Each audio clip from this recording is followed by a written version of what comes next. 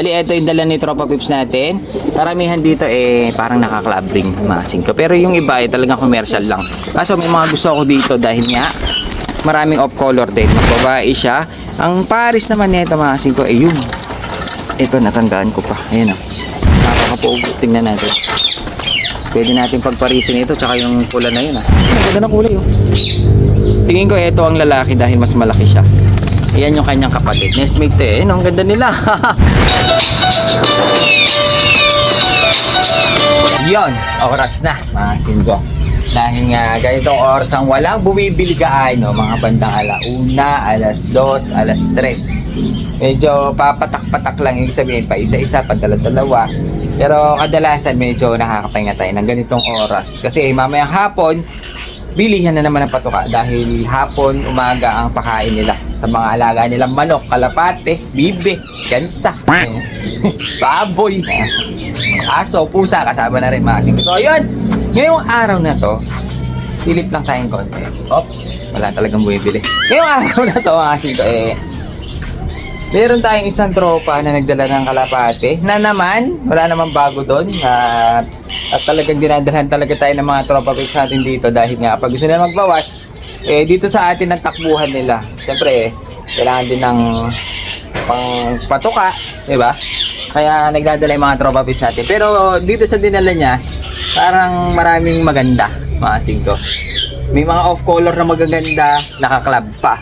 May mga classic, naka-club din yung iba, mga singko. Yung iba, ay ito sila makikita nyo, medyo marami-rami na konti dahil, pero hindi siya crowded dahil nga hindi naman napuno yung ating case. Siguro mga tansya ko lang dito mga 15, parang ganon mga singko. Pero bago natin titignan yan, update lang natin tong ating stencil. Kasi nung nakaraan, tinignan natin siya, hindi pa gaano bumubukayin yung kanyang mga pakpak. Ngayong araw na to, parang nagkakakulay na, mga singko, humahawig na yung kanyang itsura. Kaya medyo na-excite ako dahil nga kanyang magulang black stencil. Ayun inuulit lang natin. Yung kanyang magulang black stencil at saka black na stencil na medyo dark talaga. Talagang black na black talaga.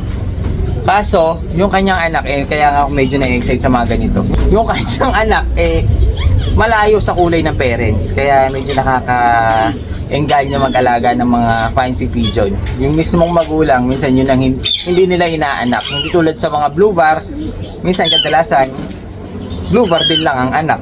Sunog pa. Ngayon, titignan natin yung kanyang anak. Update lang natin kung anong kulay na niya. Ayun mga singko, lalaki na Tsaka yung kanyang pakpak, bumuka na talaga. Medyo nagkaroon na siya ng medyo hindi pa naman 100% na kulay. Medyo nakikita na natin yung mga 60%. Dahil hindi pa naman talagang bukang-buka yung kanyang pakpak. Pero dito sa itsura niya ngayon, medyo humahawig na siya ng konti. Ayun na siya mga singko. Yung kanyang kulay, gumaganda na. Ayan. Yung kanyang buntot, nagkakaroon na siya ng mga puti na parang pang stencil. Yung kanyang pakpak, ganun din mga singko. Yung kanyang body naman, parang brown nga. Ayun mukhang brown nga yung kanyang pakpak. Ayun ganda niya mga singko. Ito, hindi pa siya 100% na alam natin yung kulay. Sa tingin ko lang para siyang, sa akin lang, tansya ko lang, kamukha siya nitong isang to. Ayun kasi medyo may brown yan na stencil. Kasi yung kanyang dibdib, bangitan niyo mga singko yung dibdib niyang babaeng yan. Brown din, parang ganito. Yung dibdib niya medyo ma-brown-brown Kasi yung ulo medyo mangitim-ngitim. Ayun Kaso ang kanyang bundot, kinagandahan niya black. Pero brown yung kanyang body. Hindi ko lang alam kung gaganda pa yung kanyang kulay kapag naglugod. Kasi pag ganito mga stencil minsan maganda sa inakay, pagdating ng paglulugod, pumapangit. Hindi, parang ito mga singko, yung paanak natin na stencil na yan. Nung bata yan sobrang ganda.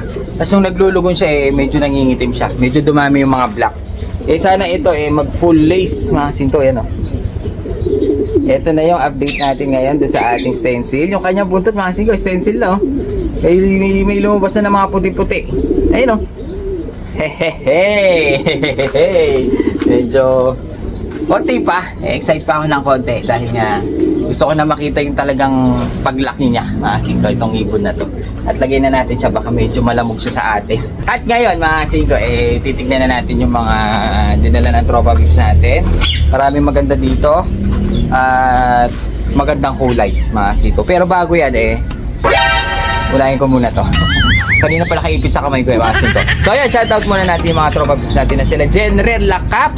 Shoutout kay Mr. and Mrs. Lito and Barites Busto. Shoutout sa inyo na San Francisco, California. Parang si John Lloyd dyan galing Calentong Mandaluyong. So ayun, kay Gian Carl ng Florida Blanca, Pampanga. Shoutout sa iyo. Kay Empoy Chanko ng Dubai. Puro ibang bansa mga singko. Kay Mark Anthony America. Ito, hindi siya sa ibang bansa siguro, pero ang apelyido niya, America. Mark Anthony America, shoutout sa iyo. Kay Vino Macaranas ng Mandaluyong, shoutout sa iyo. At last na natin mga singko, si Noel Talampas, shoutout sa inyong lahat. So, yun. Ano pang hinihintay natin? Mukhang malulam at mukhang gustong umulan, game na. Baka mabasa tayo. Sayang ang tato, hindi pa magaling. Yun. Bali, meron tayo isang tropa mga singko na si Alvin Natividad na nakakuha sa atin dati ng mga oriental. Ngayon, in-out niya yung oriental niya. Dati nakuha niya sa atin yun. Galing yun kay Fem, kay Francis Magday mga singko. Kay Idol. Ngayon, parang binawasan niya mga alaga. Ewan ko kung bakit.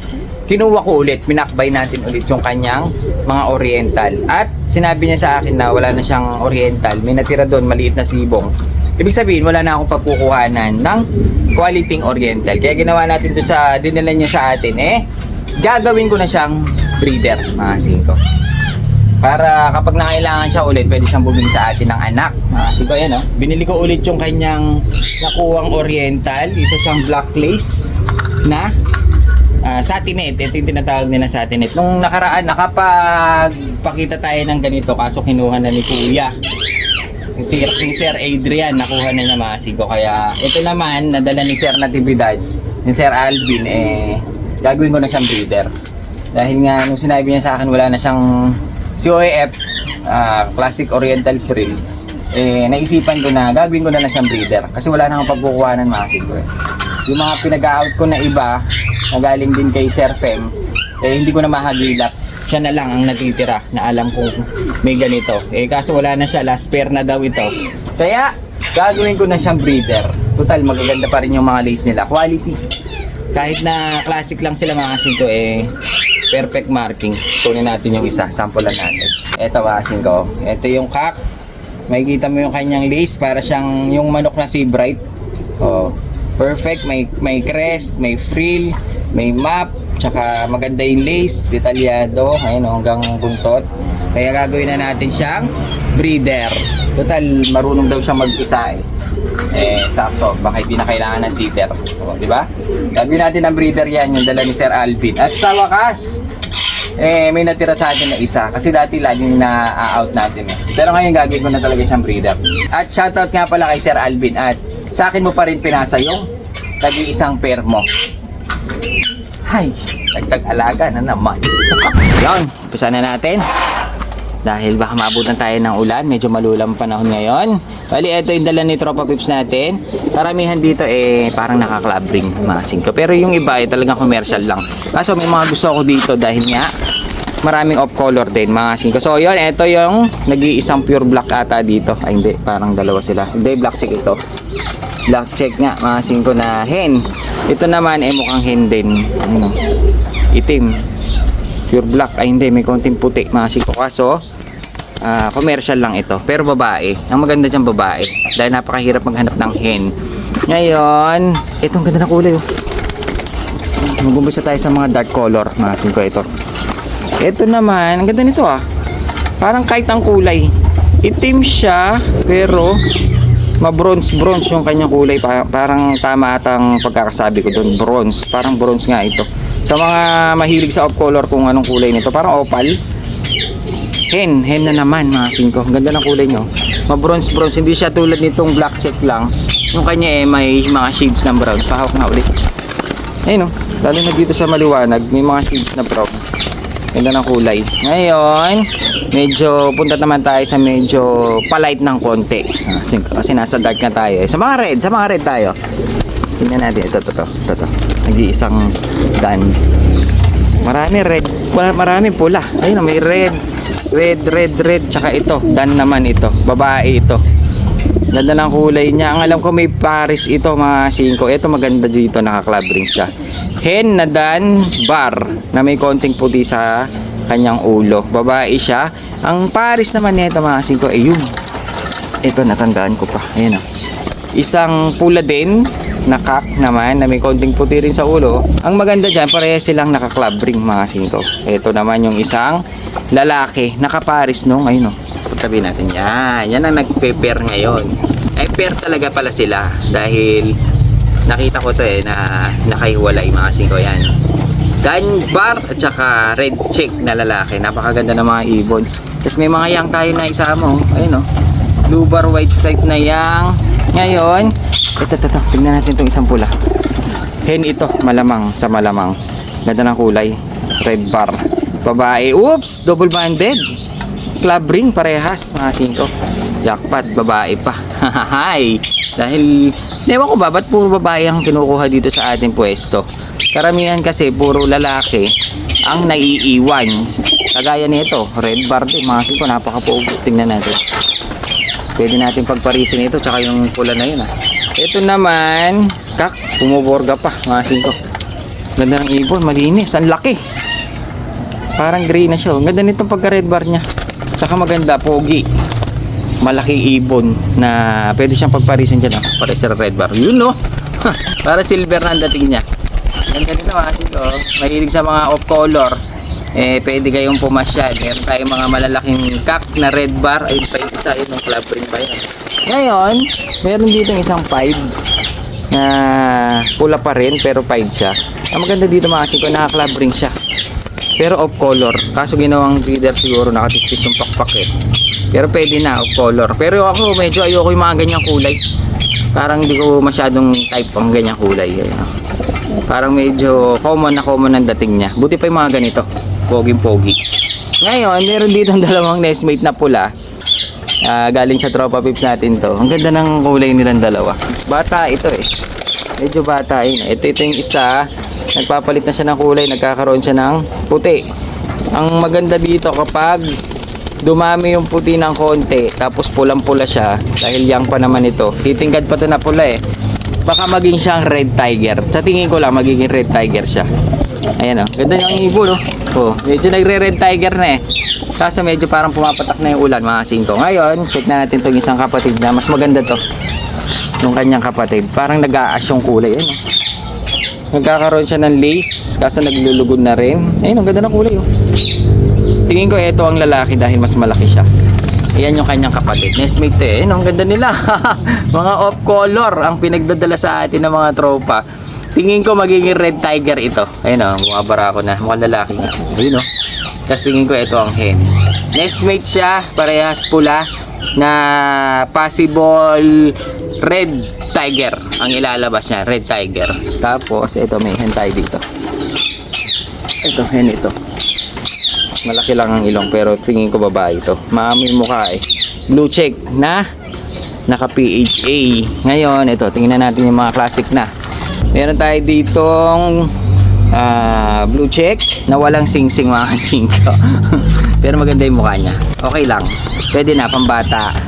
Tapos ito siguro magkapatid. Ito young bird tsaka ito. Para magkapatid yan. Mga bata Ito, ganda nito, laki. Grabe, laki niya ito. Wala lang siyang leg band. Yun ang problema sa kanya pero parang nagsusubo siya. Hindi ko mahawakan kalahati lang. Pero laki niya. Grabe, lalaki Gracell na ito. Para siyang blue check na Gracell. Pero Gracell, pasok sa Gracell. Tingnan niyo yung laki niya ito mga 5. Mukhang jumbo. Uy, giant. Mas malaki pa siya dun sa pula. Malaki na yung pula. Kaso tinalo nito. Ang laki nito mga 5. Big size. Tapos meron tayo dito parang Homer na blue bar. Tapos ano pa ba yung mga hindi natin nakita? Halos yan lang mga 5 Bali ito lang pala yung mga nadala ng Tropa Pips natin. Ito may blue bar na isa. Blue bar, naka-club ring din. Mukhang lalaki. So ayan, bali gagawin natin itong mga danila ng tropa, ipepwesto na natin dun sa ating poultry supply para makita na ng mga kalapatids natin na mahilig sa off color, mahilig sa club ring, mahilig sa sibong, oh, 'di ba? At least meron kayong makikita kapag pumapasyal kayo dito. So, ayan. Gawin natin, labas na natin. Pero ito, wala siyang kapare, sayang. Ang laki nito. Ayun, oh. Ang laki niya, big size. Ang laking ibon nito, gray cell. Magandang hanapan ng pares dyan eh, yung mga super native. Yan. Ito pa pares natin to. Tignan nyo, bagay na bagay. Oh, di ba? Hanggang balikat lang.